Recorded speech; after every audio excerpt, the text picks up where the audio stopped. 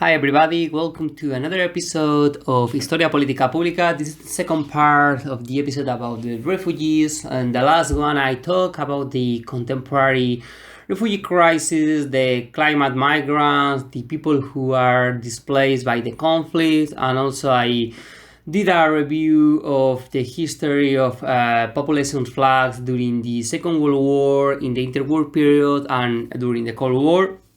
And I wanted to finish talking about two articles which I think are very illustrative about the refugee crisis during those years. There is one is called Reconstructing the Nation State, Population Transfer in Central and Eastern Europe from 1944 to 1948, written by Matthew Frank. Basically, he says something which I think is very important to start the conversation. Quote, in 1945, unlike in 1989, there was more of a willingness to shift both frontiers and population at one and the same time. End quote. Henceforth, what Matthew Frank is saying here is that during the creation of the League of Nations, there was not a disposition of the different states to help to group the new people, the new kind of nationalities that had emerged after the disintegration of the empire, whereas in 1945, at least until the beginning of the Cold War, with the creation of the human rights, the United Nations, and so on, the different states seem that they didn't want to repeat the same mistakes as they did after the First World War, and wanted to establish a system that will make the peace last. I talked about that also in the last episode, but the idea was that the ethnic homogeneity was the geostrategic concern. So the aim was to create a state with national minorities, a nation state, from a state of nationalities to a nation state. So after the First World War, it was this idea to create a state of different nationalities. And what happened is, as I mentioned in the other episode, is that in different new created countries, different nationalities were grouped there. But the new leaders of the different countries, in most of the cases, they expelled those communities, and there was a huge flux population in Europe that it created a lot of tension. People and new leaders took advantage of this general discontent to channel this in a force that will create hate towards these immigrants, the refugees, and will help to exacerbate this idea of the national identity, which will become the perfect atmosphere for development for figures like Mussolini and Hitler. But now the idea was the modern nation state. So the different countries agreed to do a population transfer, such as an interchange of minorities within the different nations. This has been done in the 1920s between Greece and Turkey, and it seemed to work. So it involved the establishment of an international bureaucratic and legal framework for managing the dispossession, resettlement, and identification of national minorities. It differed from deportation, as population transfer recognized the national minorities and the right to establish in a new state. So if I was considered to be from another nation, I will send to that place and I will receive the whole help. At least that was in theory. So in 1945, you have the concept of human rights being born.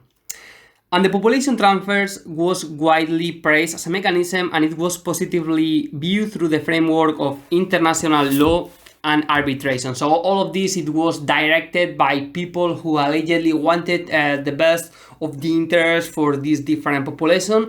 They had the recent memory of the interwar year period and how that had created an environment of rage, of fear, of hate towards the minorities, and they did not want that situation could happen again. So there was a huge argument in favor of population transfer between the superpowers, with the idea to remove a principal source of conflicts within a state and thus safeguard peace and stability. And you had all of this epitomized in the postdom conference, which was celebrated in 1945, with the idea, as I mentioned earlier, to prevent another generational conflict. However, the Eastern Europe countries feared German revanchism, and therefore they assumed Soviet domination as a mechanism to prevent any danger. They controlled displacement to keep ethnic homogeneity and assumed the banner of patriotism, championing anti-German and anti-minorities policies. And this helped the process of Sovietization, according to the author Matthew Frank. Just to sum up, during the Second World War, the Red Army defeated Nazism in the Battle of Stalingrad, and after they went from east toward west, and they finished in Germany, where there is this famous image of a soldier putting the banner of the Soviet Union. I think it's in the Capitol of Berlin. So the thing is that the Red Army controlled literally the whole Eastern Europe. So, as Stalin said, there is no ideology. Ideology doesn't matter here. What it matters are the spheres of power. So, who controls a territory controls the state, and that's it. The rest is it is not worthy even to think about it. So, Soviet Union controlled the whole eastern area of Europe, and this also, as the author said, with the fear of the eastern countries, which had suffered greatly the policy of Nazism, was, countries like Poland, like Czechoslovakia, also Hungary, and many more other had been destroyed by the German policy. So they did not want to concede freedom to the country that was already destroyed. However, this process of Sovietization alerted greatly the Western power, who did not want to proceed with population transfer after 1947, and they clashed with the Soviet Union in this matter. The experience of receiving millions of expellees in West Germany — expellees is the word that they use sometimes to refer to the refugees — and the gradual communist dominion in Central Europe and Eastern Europe were some of the reasons. So I repeat, for the Western powers, the experience of receiving millions of expellees in West Germany and the gradual communist dominion in Central and Eastern Europe were some of the reasons why they did not want to proceed with this population transfer. The main dispute regarding the minorities was between Czechoslovakia and Hungary. It was a great discussion in the Coming-Form in 1947. So the exchange of population ended in December 1948. A bit later from the beginning of the Cold War. Henceforth, the population transfer was disregarded for the Western powers when they saw the communist threat as more dangerous than the German threat. This is very important to understand the history of the second part of the 20th century. In 1945, with the defeat of Nazism and fascism, you had the appearance of the human rights, the creation of the United Nations. You have the postdom conference, how Britain, the United Kingdom, the Soviet Union, they joined together in different meetings. There was even one in Tehran before the end of the war. It was in 1943 between Roosevelt, Churchill, and Stalin. 1945, you have one with Truman after Roosevelt was very sick, and Truman got the presidency. That was even before the end of the Second World War. Churchill and Stalin, it seems that they were going to implement measures to keep the peace, and for that it started the population transfer. But as soon as they saw the communist threat as more threatening for them than their vengeance of a weakened West Germany, which was destroyed, they decide to eliminate that policy.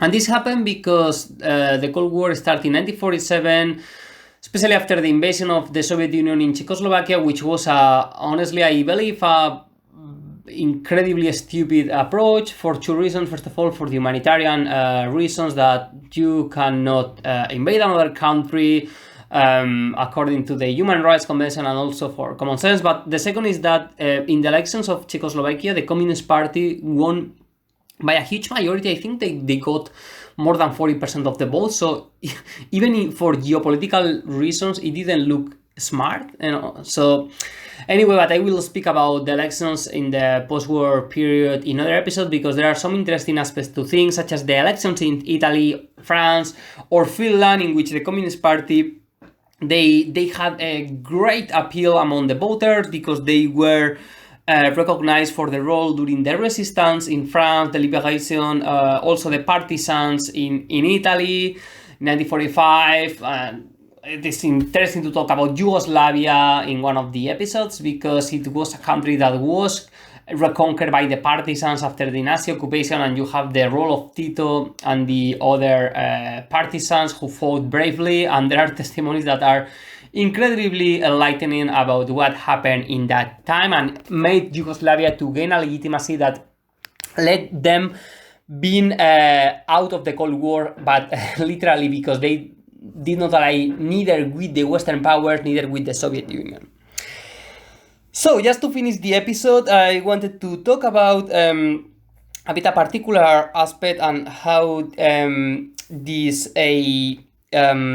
idea of the creation of the national state was in the mind of the different people.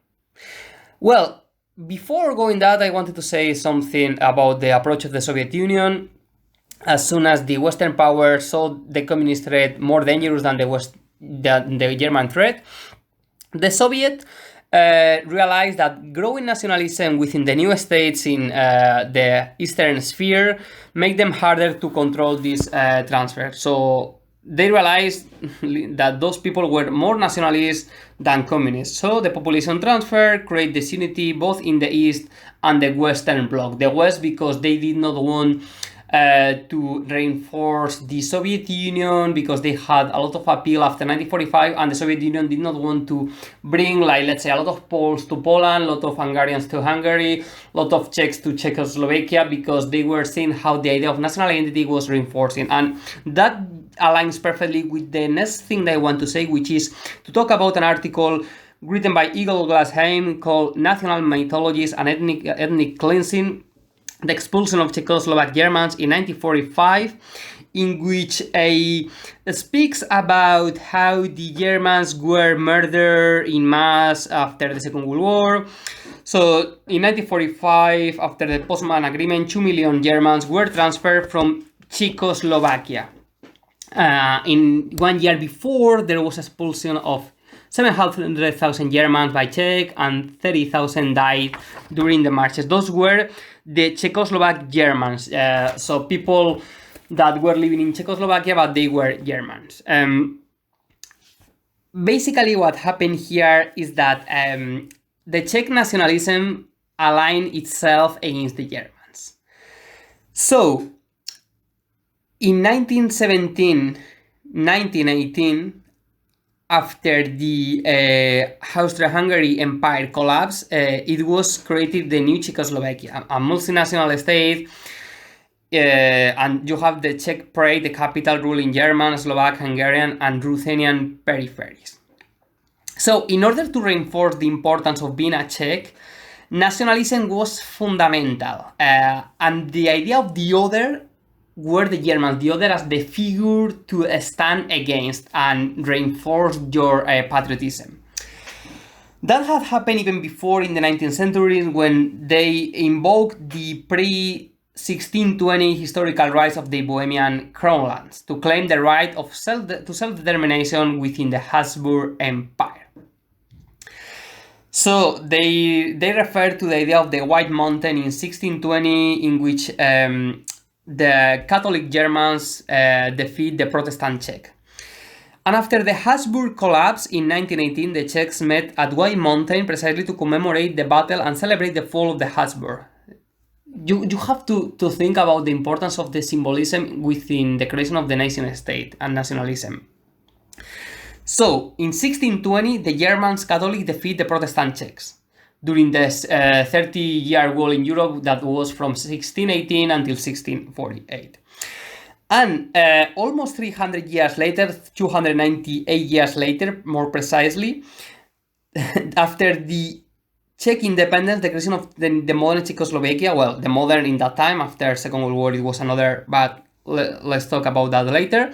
They reunite again in White Mountain, the place where they had been defeated, to commemorate the battle. So this is how nationalism is created, with the idea of the myth, so through some rituals, this symbolism of a defeat in the past, considered as an unfair victory for their enemies, and so on. And more materially, they create in 1919 the land reform.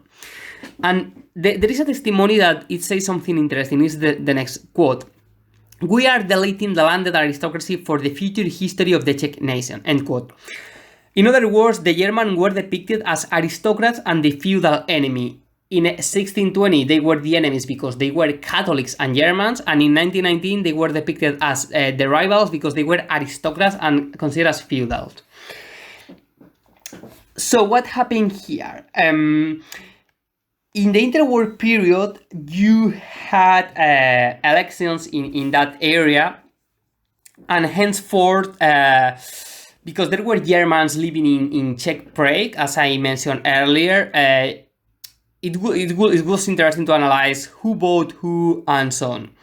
And by the late 1920s, before the crisis, close to 2/3 of the German electorate voted for activist parties which wanted coalitions. This was a current following the Weimar Republic, which was very progressive and wanted to establish a system with more egalitarianism and redistribution of wealth.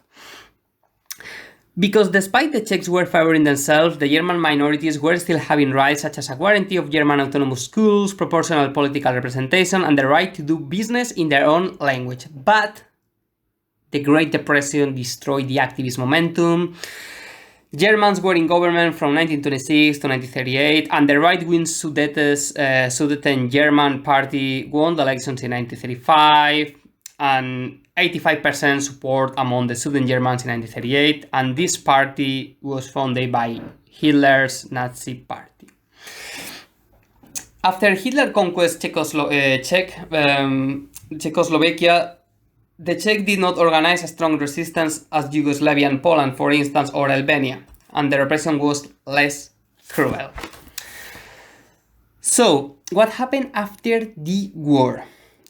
With all this idea of nationalism, with the White Mountain myth in 1620, after going there in 1918 to remember the victims and create this idea of the new state.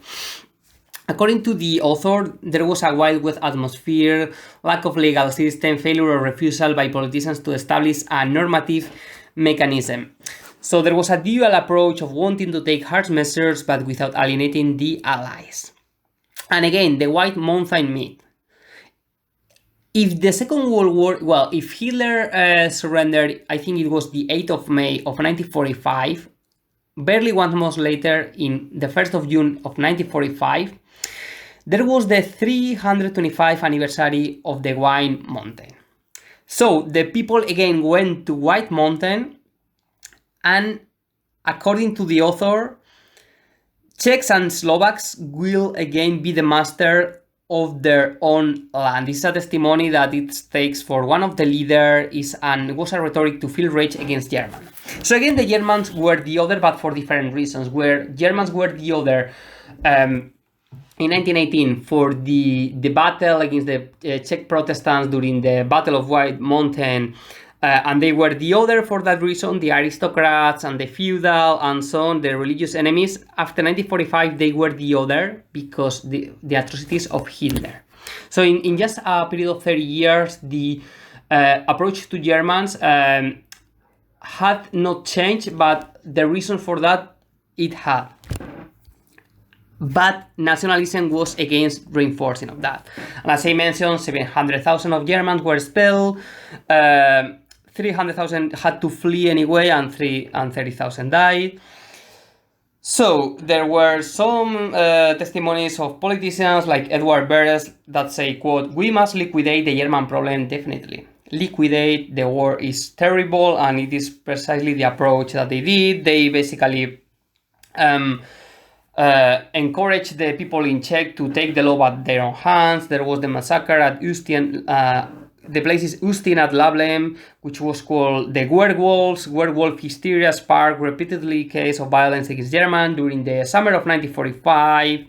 The Czechs started to attack unarmed Germans on Ústí main bridge with between 50 and 100 dead. So the speed of Czech popular response against German is because they assumed that they were werewolves for all the propaganda that they have been faced. They have been sown during the years, and for that massacre at Ústí nad Labem was named the werewolves. So just to finish that article, what happened is that overall there were hundreds of documented cases of violence against Germans during the summer of 1945. According to the author, this was, quote, a complex interaction between policy on the ground and policy in government, between popular mythology and elite political rhetoric. So we see here how the effort of the population, of the elites, the idea of nationalism help to reinforce the idea of their own right to expose the other people, and this has happened in the last 300 years, especially since the creation of, let's say, the modern state, which started with the French Revolution and so on, but also in the ancient times it happened. But here, during the 20th centuries in Europe, with the creation of the modern state, the idea of displacing other nationalities was something that was being exacerbated in every nation. And I have talked here about the example of the Czechoslovakia, because I think it is not well known as others. Obviously, all of us, we know about what Hitler did, displacing minorities or murdering millions of people. But what I wanted to say with this episode is that in Europe, this idea of fighting against the refugees, the immigrants, those were not considered as part of the nation, was something was widely extended during the continent. And after the collapse of the Habsburg Empire, the Austro-Hungary Empire, the Ottoman Empire, Prussia, and so on. And just to finish, this was happening even, as I mentioned, in the interwar period. One of the most significant exiles was in after the Civil War. As I mentioned in the other episode, 450,000 people were exiled in 1939. From those, 430,000 people went to France. And you have here how the geopolitical aspect affect the life of hundreds of thousands of people. So the French Popular Front, which was ruling until 1938 and which had alliance with the Spanish Popular Front in 1936, although the Spanish one lasted a few months before the coup d'etat of Franco. The French Popular Front faced the dilemma of wanting to help the refugees of Spain and at the same time trying to avoid the criticism by the right-wing sector of France for sheltering the Spanish. So the exiles, as I told earlier, in Europe, suffered the consequences of the international situation, and this obviously had greater consequences in the rest of life. And even there, as in countries like Mexico, which was the perfect example of international solidarity towards the Spanish, there was a consequences for the life of the people who went there. The statistics show that in the 1940s there were over 20,000 Spanish exiles during that time. And also this, according to Sebastian Faber, I mentioned before in the other episode a bit at the end. But the thing is, like, the activity of the intellectuals, Republicans, exiles who went to Mexico, which was the majority of the intellectuals of the Republic went to that area of the world for the policy of Lázaro Cárdenas.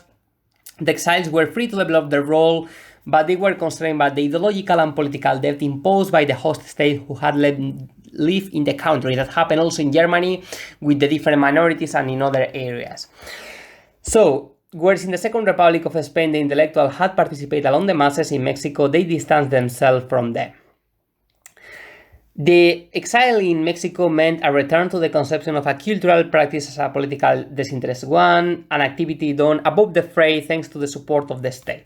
In other words, the people were free to write and were given the means to under the condition of not criticizing the regime. And even after Lázaro Cárdenas left the presidency in 1940s, the Spanish freedom of expression was restricted by a legal mechanism in the Mexican Constitution.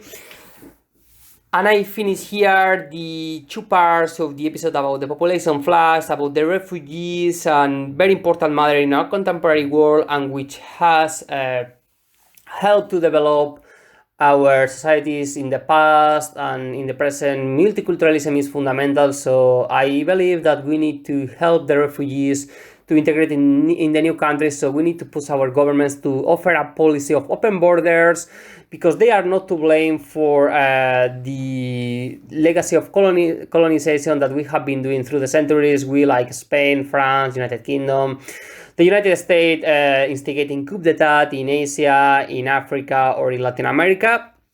So when people are leaving their areas of, it's because they are desperate. So it is our duty as humans, I think, to help them in any way.